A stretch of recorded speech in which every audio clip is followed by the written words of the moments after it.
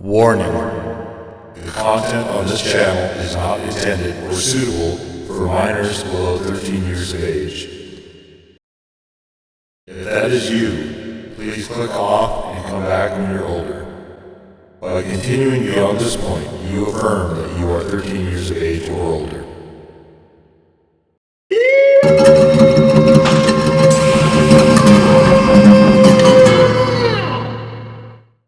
Well, shit, swears. We're all back now to part 6 of Kentucky Red Zero. And I have some thoughts. The first of those is back-to-back episodes of record-breaking length. I talked about it a little bit in the last part 5. That part 4 was the previous longest thing I had done. Part 5 was the longest work I have produced because it eclipsed even part 4. So the breaks of this are really long, and in a way I'm kind of regretting, I mean we're into it far enough now, no way to change it, but I'm kind of regretting trying to do one block at a time. One block per video. But I think they're really nice break points for the most part. And I'm going to continue doing that, but you know, part of what this YouTube experiment, so I started this in 2020, and I started because all of a sudden I had a bunch of free time, and I thought, hey, you know, I've been kicking around the idea of doing another YouTube channel because I like producing content. I don't like editing it very much, which is why you don't see very intricate editing, I guess, to put it mildly. But I thought, you know, what approach could we take? And it was to be a middle-aged Gen X guy yelling at video games. That was the premise. And obviously I don't fuck with any of those editing softwares of graphics or anything like that, so you can see one thumbnail to rule them all kind of a thing. And we just kind of roll with it. So over that time, I don't know if the style has really developed. It pretty much has been the same thing. I started upstairs, where I am now, and then I wound up going downstairs when the pandemic hit because all of a sudden everybody was home. And then, you know, life happens, and all of a sudden everybody's gone. So I moved back upstairs. And ideally, I look at a lot of this is how do I want to consume video game videos? And generally, I like them to be, in the case of 8-Bit Ryan, let's take him as an example. I love his stuff. I think he is the very top of this type of thing, even though he only does horror for the most part. But I think that guy is right, like I would not put any other video game channels above him. Like, 8-Bit Ryan is the creme de la creme, right? He is it. And most of his videos were about 20 minutes. The thing that I noticed with a lot of them, I didn't watch every single one because some of the games didn't interest me, but the thing I noticed about him was obviously his very winning personality. He looks like somebody it'd be fun to sit around and, you know, slug brews and just hang out with while you're fucking around with video games. And the other part was, I noticed that at the conclusion of his videos, I always wish they were longer. So when I started doing this, I'm no way capable of doing what he does. Not at all. So I'm not even going to try, but I thought, okay, the half an hour is probably pretty good for games. And so I've consistently tried to get as close to that as I can. So every time you hear me talk in other videos about going long, that's exactly what I mean, is that I'm going over half an hour. And it's time, I think, this is a good opportunity for me to experiment, to screw around with stuff. I know as Jacksepticeye will often run over 2 hours. And certainly both those two channels are infinitely more successful. But this is more or less a micro YouTube channel, if even that, comparatively. But you know, you try to tweak the formula a little bit. I'm not going to go chasing thumbnails. I don't have that capacity. I don't have the fucking bandwidth for that, right? I'm not going to mess around with the videos and do some of the wild shit that Ryan does. But, so this is kind of, I guess, an experiment to just do it by blocks and just see if the longer form videos are going to help anything. Alright, so even for all that length, I'm still missing a shit ton of stuff in these videos. Every time you have a path, it diverges, right? So the storyline is kind of like the branches of a tree. You know, you start at the trunk and then you wind up way the fuck out here, right? And you can replay, I'm not going to do it on this playthrough or anything like that, it's not going to be in the series, but you can go back and play individual sections, which I think is actually a really neat feature. Because some of them are just so incredibly tedious. And I don't want to sit through, you know, pissing around with, for instance, the guy in the creation of Xanadu. It was interesting to see once, but a lot of this stuff is once you've seen it, you've seen it. You know, it's kind of why back in the 80s, I remember the comedians used to try to put out tapes and audio tapes, and it was very rare that you could get 3 or 4 listens before it would just be like, I've heard this. I've heard this. This isn't interesting anymore. And so this game, I understood, took a decade to develop. It is very in-depth, no question about that. But there are still parts of it that I don't want to go back and go through again. You know, like unraveling all this stuff is something MadPat does. Another great channel. All the theory channels are really, really good. But I don't consume games in that way where I'm trying to dig every single secret out of them. The God of War stuff I thought was interesting, obviously, with the lore there. Resident Evil Resident Evil, honestly, to me, has gotten a little on the goofy side as far as the storylines. And I mean, it wasn't super great to begin with. You know, you start looking at the infrastructure to build something like the Hive, and the suspension of disbelief just kind of flies away like a little birdie. So, but this one very, very in depth with lore. Like I believe they were referencing a lot of the initial crash in 2008, 2009, and so a lot of that stuff is here. It really touches on a lot of themes. A lot of this game is meandering from one conversation to another. So it becomes sort of an intensely personal game also, I think. And I called it the most ungame-like game I think I'd ever played. I still stand by that. A lot of this is reading huge, huge blocks of text. And you get kind of a feel for the characters, but they're not ever developed. You know, a lot of the, like Leon Kennedy is my favorite from the Resident Evil. And just a lot of the visual stuff with him has really stuck with me. Ada is another one. The same thing, the visual style. I've never liked Chris. But Kratos from the earlier, I don't like him with the beard and the Nordic thing. Like visually, that is not an appealing style to me. I loved him as a Spartan, from Sparta. As a guy who's in Norway with the beard, all of a sudden, you know, not as much. So anyway, without those kind of visual cues and anchors in this game, it's hard to get attached to the characters. I mean, you get invested in them. Like, I was kind of sad to see Conway leave in the last one. We have a cat now. But the two more interesting characters to me the entire time have been Junebug and Shannon.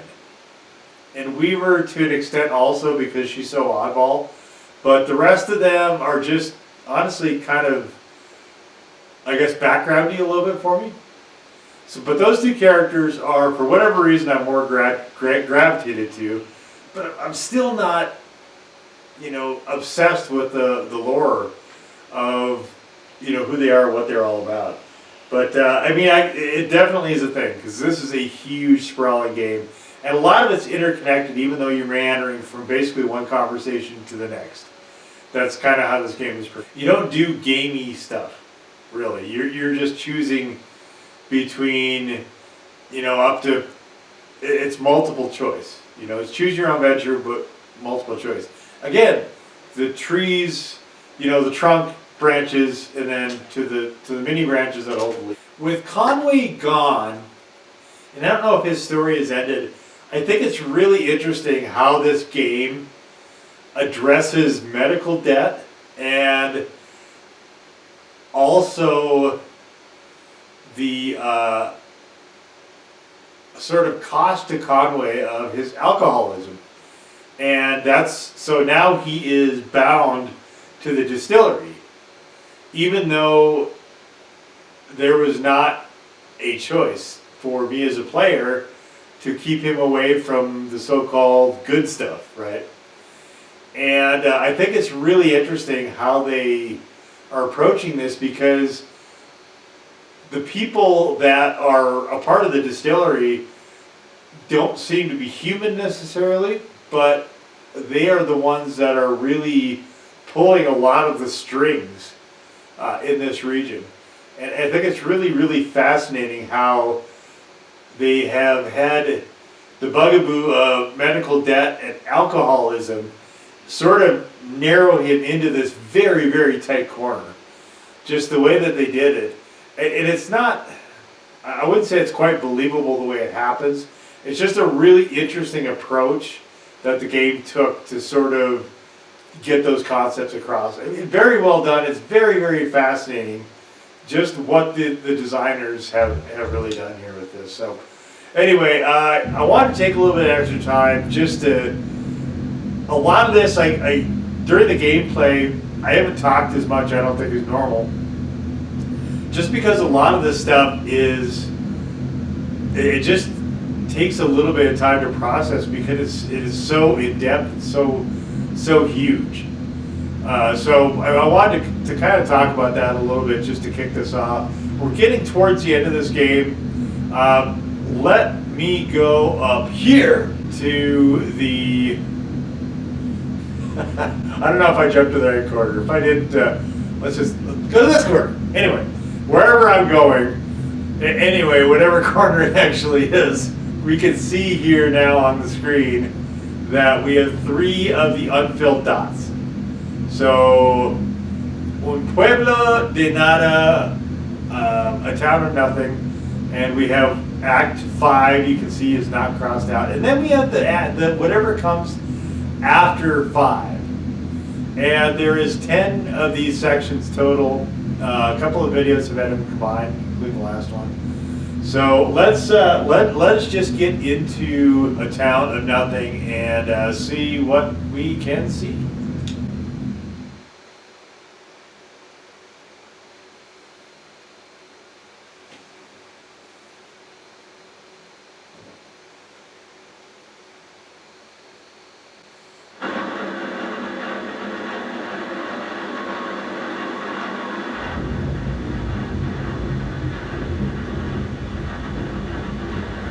So every one of these has started out with something I can't quite predict was going to be there, but also I'm not sure what it actually is.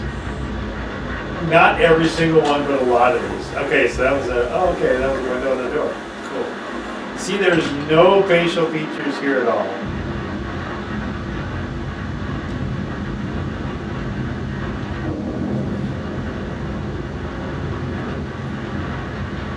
Okay, she's not late. Let's be our guest. Delivering the video. Who's this person? Who is you?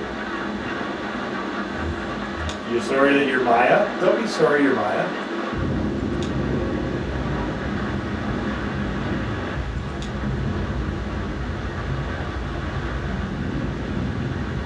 Where are we now? Oh my God. I don't even... So we also get thrown into chaos here outside of the acts because I don't know where we actually are. And what this is referencing, which is like just such a really brilliant way of approaching all this stuff.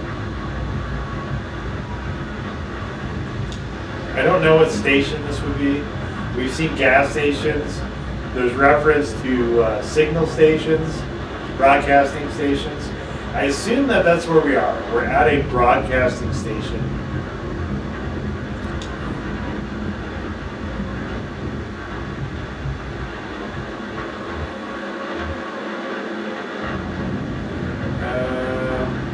I don't know about her deal. Let's make it comfortable.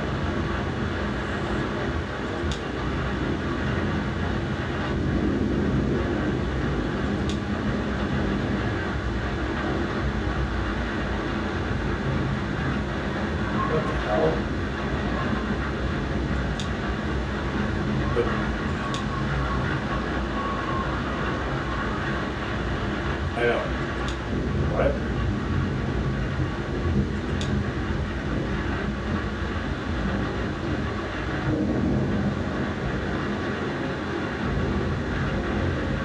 They built a town in a graveyard? Wait, what? Oh my god, what the fuck are we...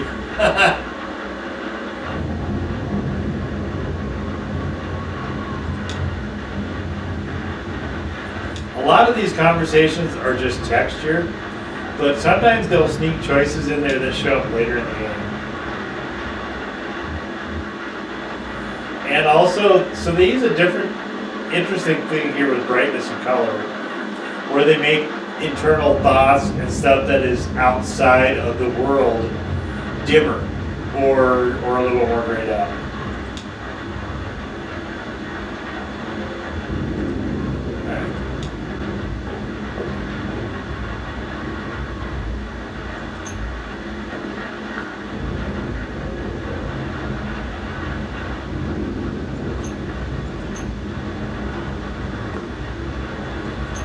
Whoa.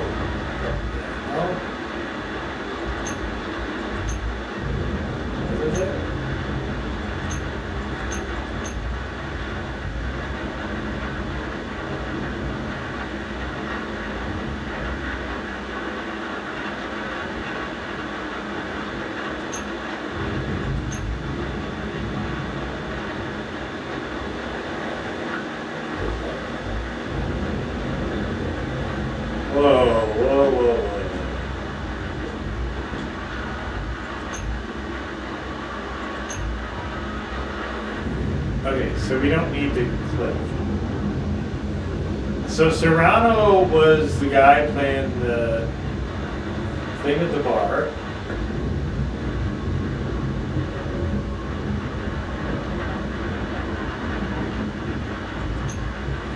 What is that? Bird? Okay, so we can have... Okay, we can get extra things. No, I guess that's... So, some of these things we can click on.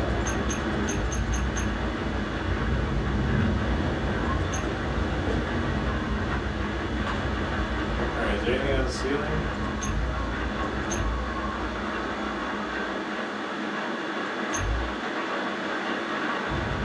So he's using his thermite generator for the weather.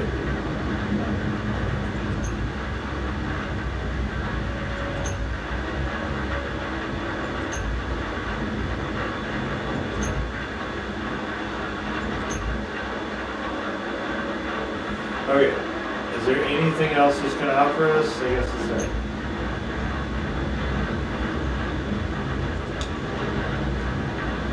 How does it... Wait, is this... Oh, it should be perfect.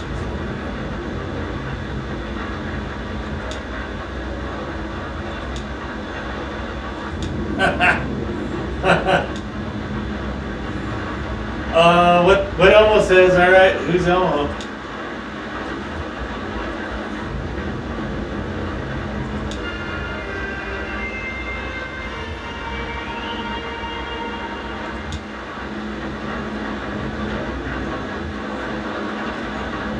Eight, 1, 9, 2.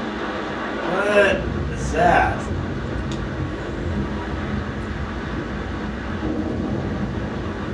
You know, oddly enough, as I'm playing this game, it is storming like fucking crazy outside my window.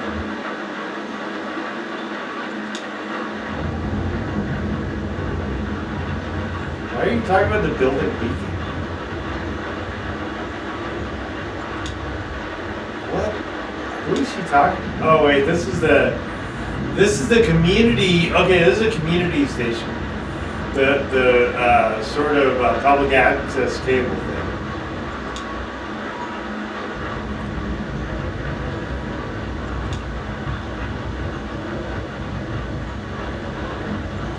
I don't know. The sound design is really good though.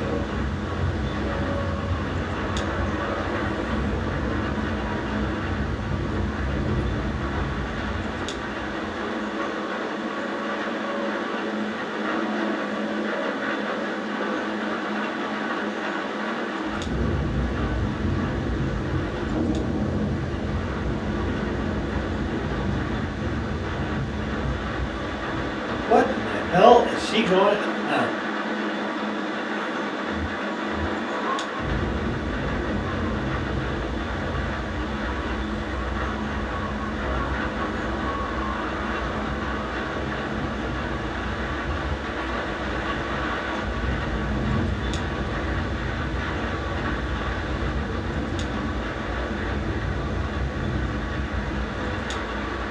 So she's talking to somebody off camera while being on the camera.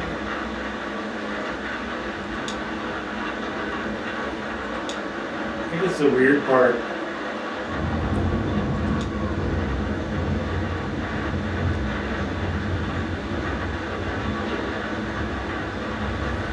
That is not the number we called, the phone thing. Which, by the way, is a really weird thing to put in a game. I could have made the entire video actually just that phone thing because it was really in depth, but it was, you know, that was one of the things I talked about at the beginning. It wasn't really interesting for me to sit and listen to all of it. I like what they did. It's a very, very cool produced thing, but it's too much for me, which is why I cut so much of it.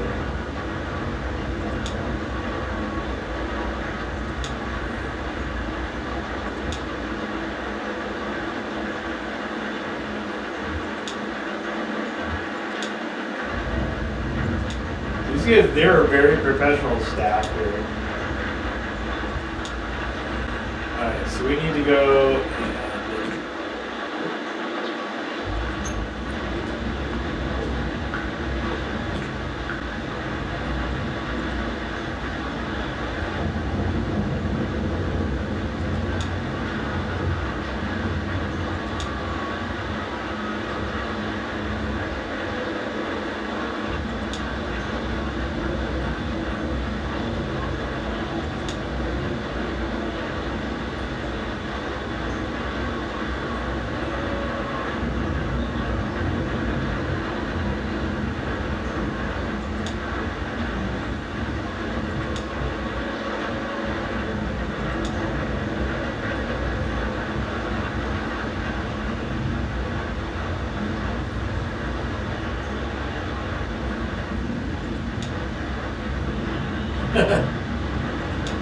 We're going to have her do everything except for look at that tape.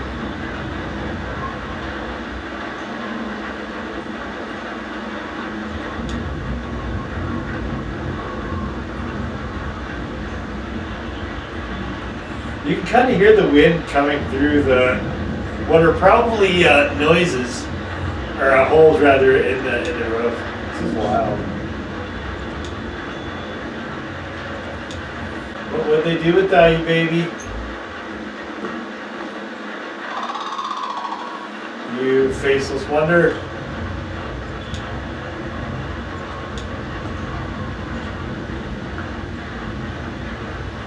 I love this camera thing. This is so cool. Like, there's some really, really cool stuff to this game.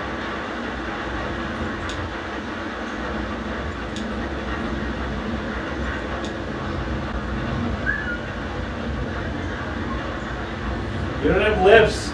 How are you whistling? A los caballos. Llegaron de Florida. Antes de eso, de algún lugar en América Central. Pero ninguno de los que llegaron aquí habían vivido en América Central. La comunidad se reconstruyó a sí misma, persona por persona, en los años entre medio.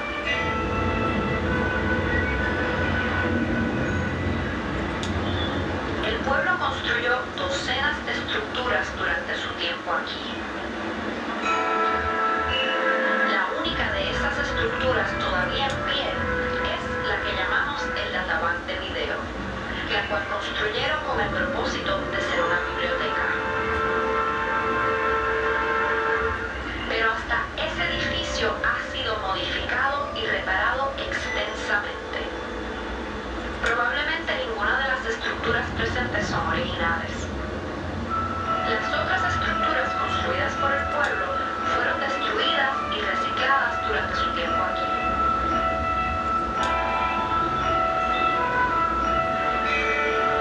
La única razón por la cual conocemos de esas esculturas o cualquier otra cosa del pueblo es por las anotaciones detalladas que escribieron, sellaron y preservaron en la biblioteca. Este fue su credo. Todo es un experimento. Eran una comunidad científica. Ellos creían que los comportamientos humanos, físicos, See, a lot of this is just like nonsense. I mean, it's stylistically accurate. Like, this would be normal to a conversation with people, but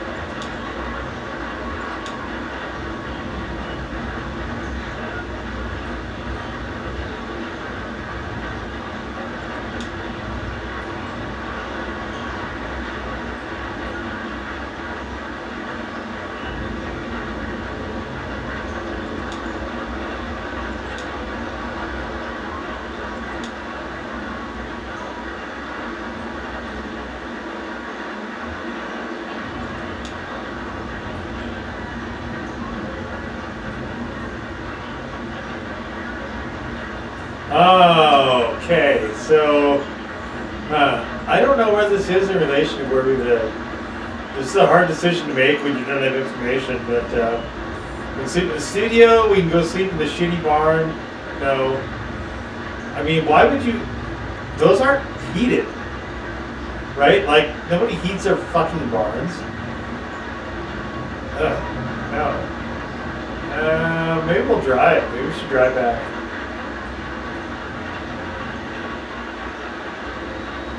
But then if you have a problem with the car, you're stuck in the fucking lane. Yeah, just go with the studio.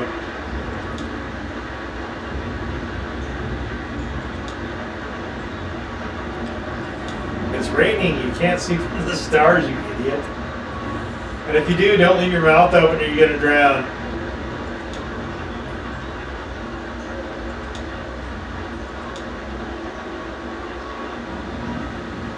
What the hell? She lit. What?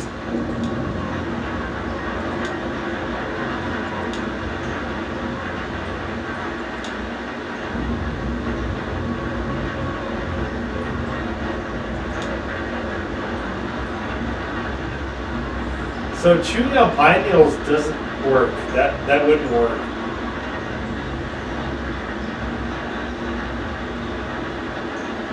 If you could attempt to brush with them, I guess.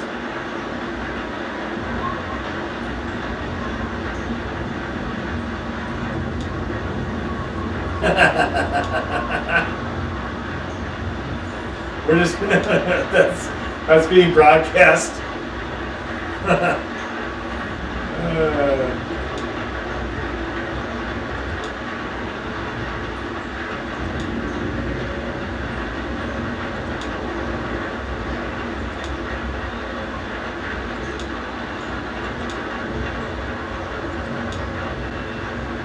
Where's the boys?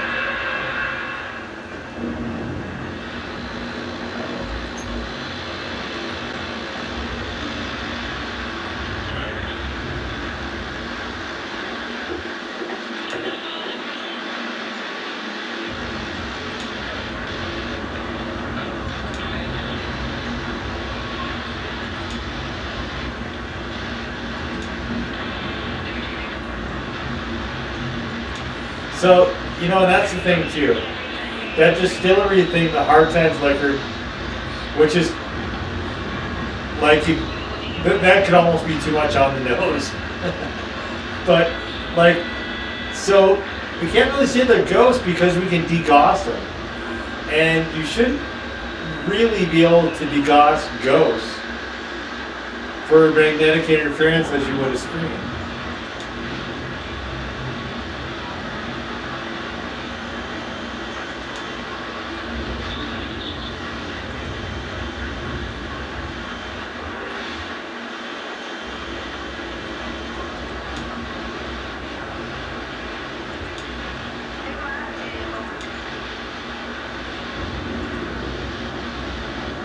Trying to catch a ghost, I guess?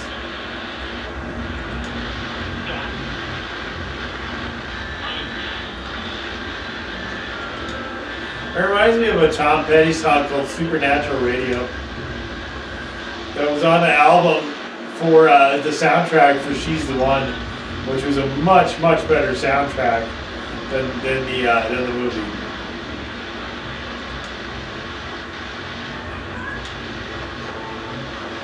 Dogwood.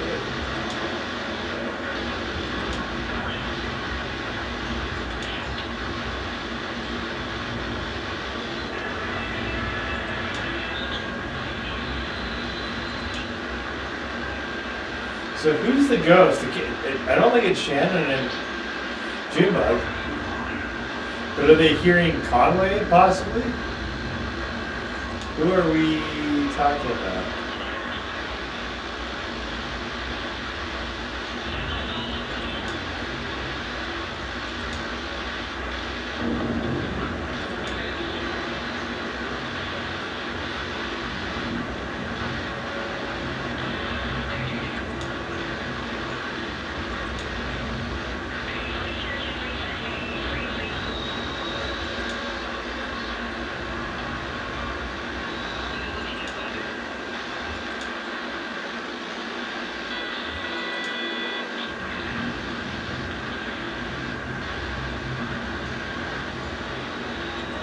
Huh.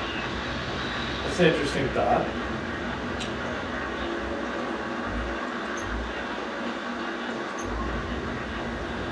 Alright. What else we got? Let's go back to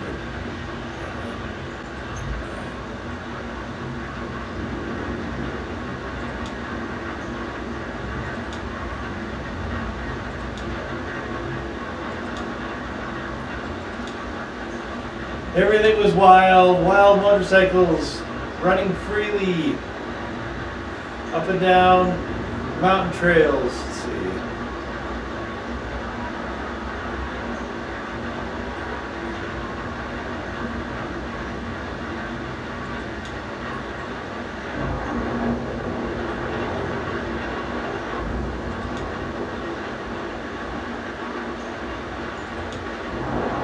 What's I don't know why we're thinking about that, but okay.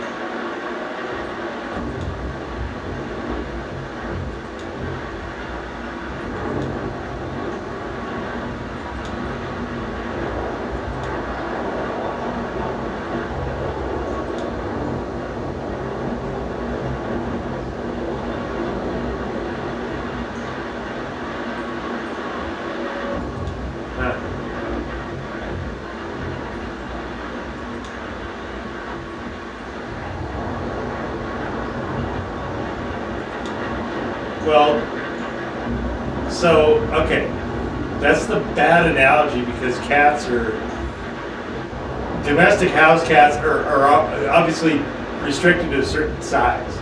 They can't turn into a gigantic big cat that is 40 times their size, just because they're put out of the fucking house.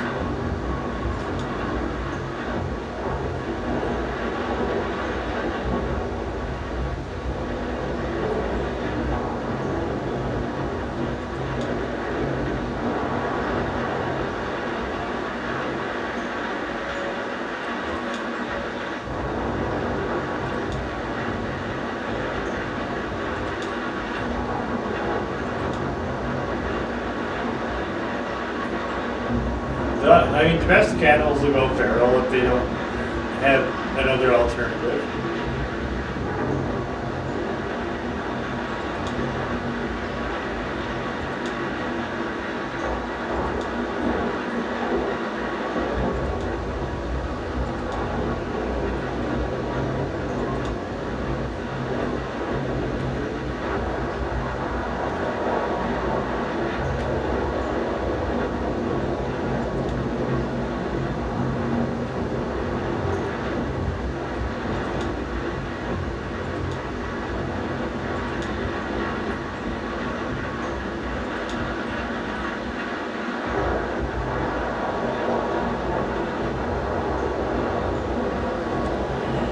This is before yesterday, I guess.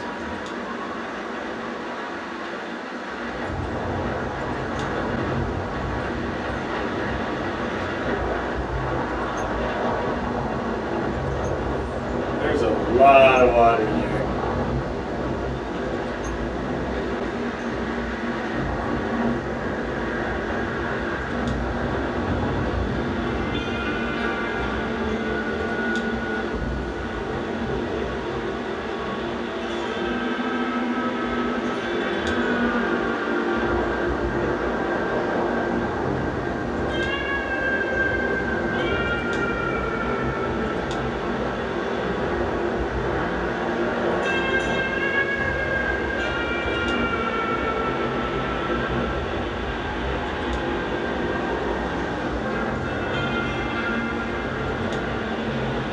Oh, Weaver's showing up again.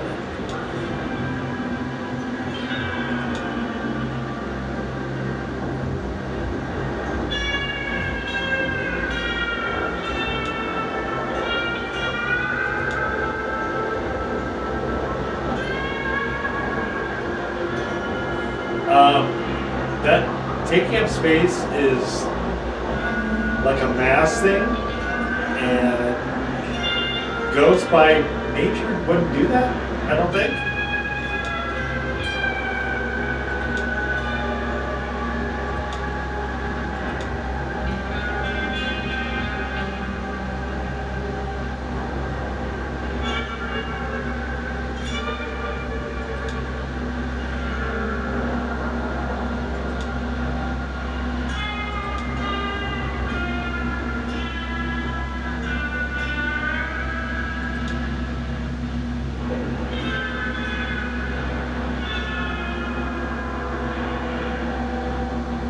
Interventions.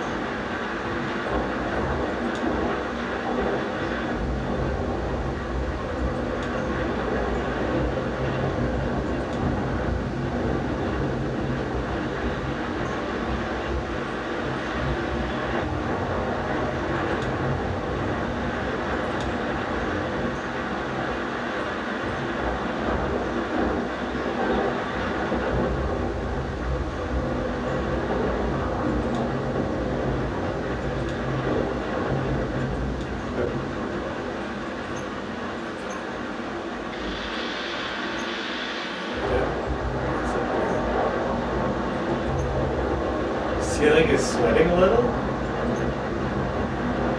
Holy shit. Yeah, really, for real. Is that gonna come down here? Could you imagine?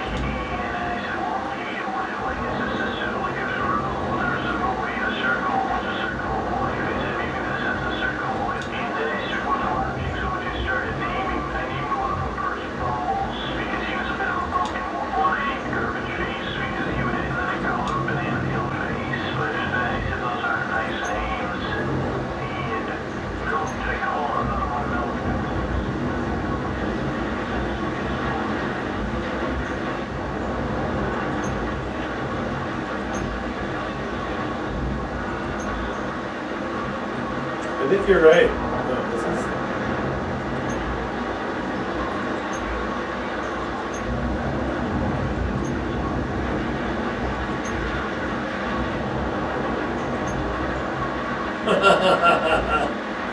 Decadent!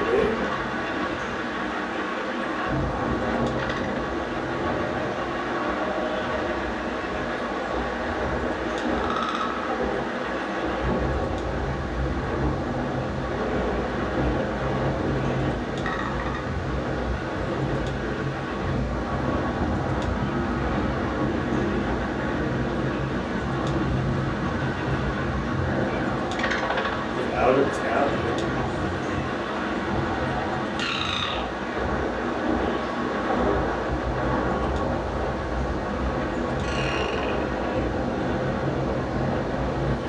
There's a lot of talking to animals in this game also.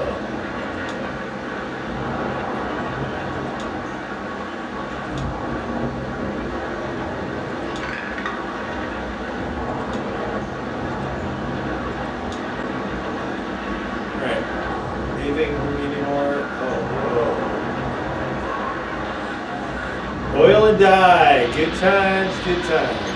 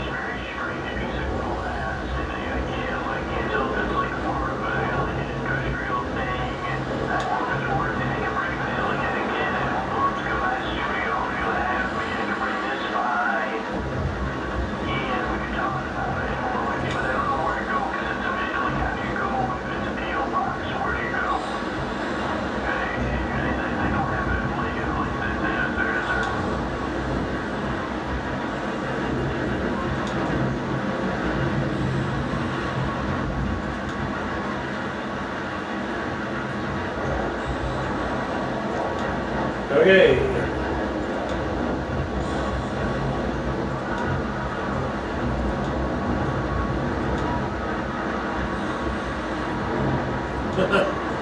Dude fell asleep.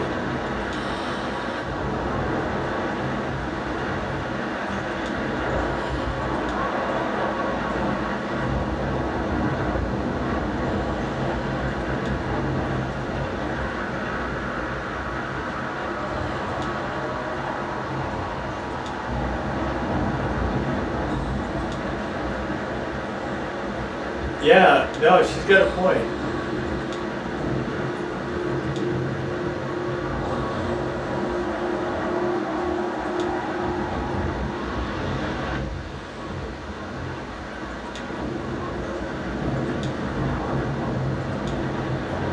I didn't hear the crash. I wonder what that was.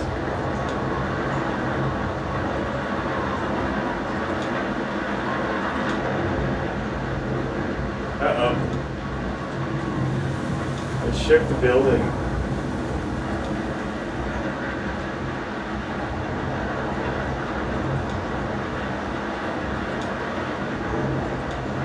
Abandoned ship.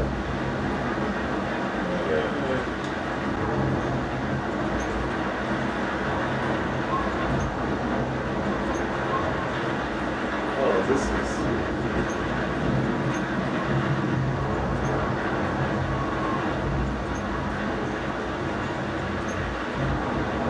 Yeah, real mysteries. You can't even trust your instruments, eh? Can't use the phone.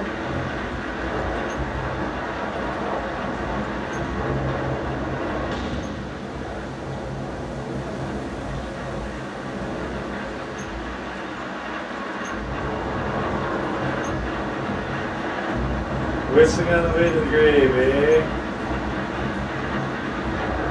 Oh, whoa, this is... I like this. This interlude is definitely one of my favorites.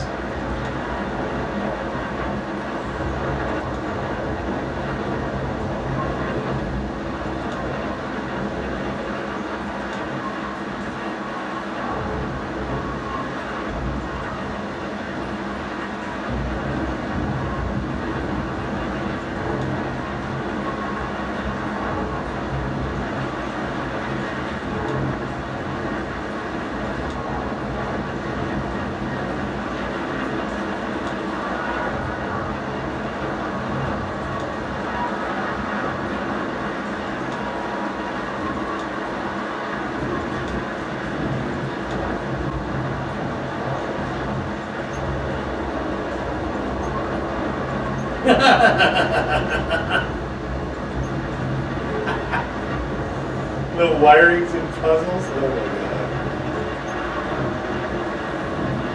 Should we be in here? Like, is this a good place to be? I don't think it is. Why are we all hanging out here? Can we not find somewhere that has a good roof though, for real?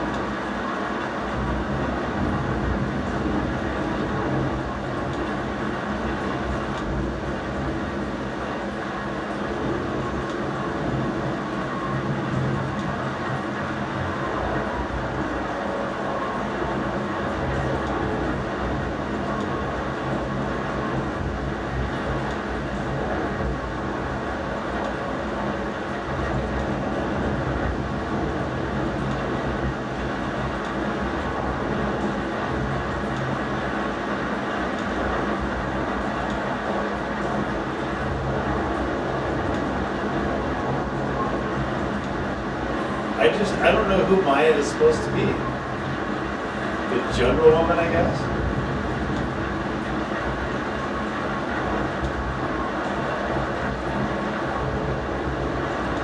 Oh, your fucking poetry. Pause the screen if you want to read this shit. I'm not a poetry fan. Look at the monitor.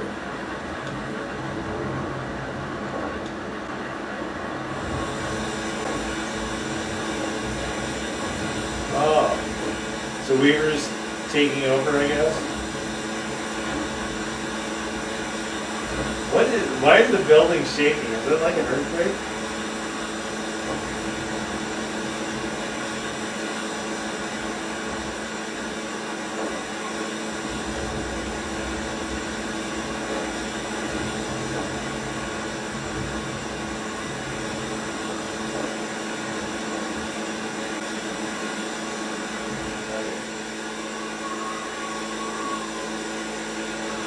So Weaver was in the early part of this game, and now she's apparently coming back with a vengeance here. She's sort of the catalyst in a lot of this. She's not really the prime mover, I don't even know if this game has a prime mover, to be honest, but she's definitely the catalyst for kicking off a lot of the events. All right. And that is that for the interlude of Pueblo de Nada. So that is going to wrap up this segment. I am so pleased that we got it in. Even with my longer speech at the beginning, I'm glad we got it in under an hour. It's funny because, you know, when I edit a lot of these things, if they're under an hour, I'm usually okay. I'll just plow straight through and, you know, take her around with stuff. And there's not a lot I do, but, you know, a lot of stuff doesn't necessarily make it from filming to the final version. Probably the same with everybody. The last two though, I've had to take multiple breaks just because they are so long to edit. And that is one of the reasons that I really didn't want to exceed the 30 minutes when I started doing this. So, and I don't know, I like this for continuity reasons. So you're gonna say, okay, I want to see what's in this game. I'm gonna watch. I mean, basically, this channel is a straight gameplay, just play through stuff, right? So it's okay. I want to see what it is. I don't think they necessarily want. I wouldn't want a section broken up into 4 different videos, and because I don't always post everything day after day, sometimes it's every other day. Usually it is actually. That's what this game will be, and if I don't have an active campaign, it's every Wednesday and every Saturday. So that's a long space of time to be waiting if you want to see different segments of the game. Probably you could figure this shit out by yourself by that point, you know, by then. So, but I kind of like this one section at a time. The cat lady, that video was the one where I started to get the idea that I should more strongly consider that, because I broke that one up a little bit, and it gets to be a little bit confusing. So I think going forward, I'm still going to keep doing that, like I've already said that. But definitely the longer videos present some changes to how I normally edit stuff. The content I make for other channels, none of it is that long, even though a lot of those videos actually have 4 or 5 times the edits that something like this does. They still don't take quite that amount of time, just because you have to process so much stuff, you know, when you have that lengthy of videos. So anyway, though, that is going to wrap it up for part 6 of Pueblo de Nada. They're calling it the People of Nothing here. Arguably, you could call it the Town of Nothing, which is what I've been calling it, because what is a town without people, right? It's just a bunch of empty buildings. It's a ghost town. And maybe that's the reference they're trying to make. It's a ghost town. The town of nothing, the people of nothing, the ghosts. Ghosts definitely play a big part in this, so that might be a reference there as well. But we're back to part 7, which will be Act 5, and possibly the segment that is coming after Act 5, which it's lined out and I can't make out what that says. But we'll find out either in the next video or in the video after the next video. But of course, coming up will be Act 5. And until that time, swears, as always, peace out.